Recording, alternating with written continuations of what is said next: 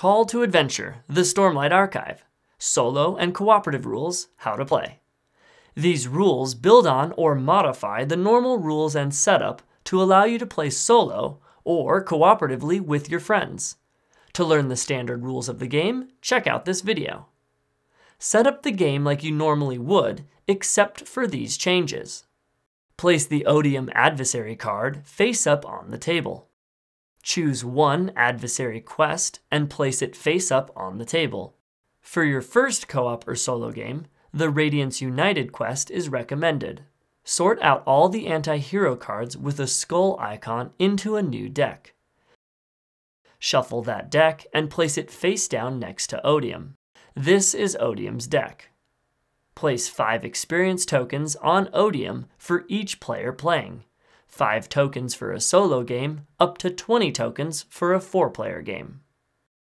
The object of the game is to work together to remove all the experience from Odium and have each player successfully defeat his challenge card. The Adversary Quest indicates new rules that you must follow during the game. They indicate when specifically Odium gains experience tokens and when he loses them. Whenever a core rune cast includes both a light and dark triangle, after you draw your card, Odium reveals the top card from his deck.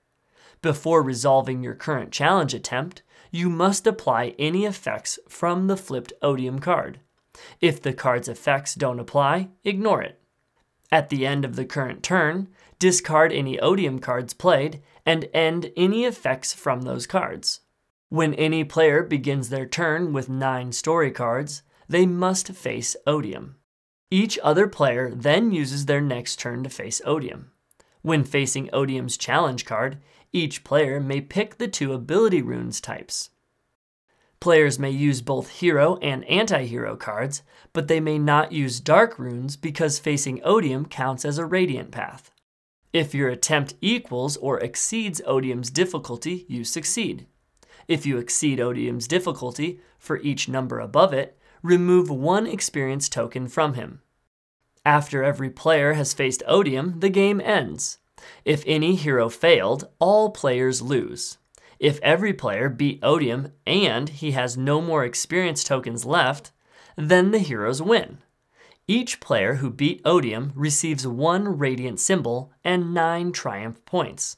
The player with the highest Destiny score at the end is the ultimate co-op winner.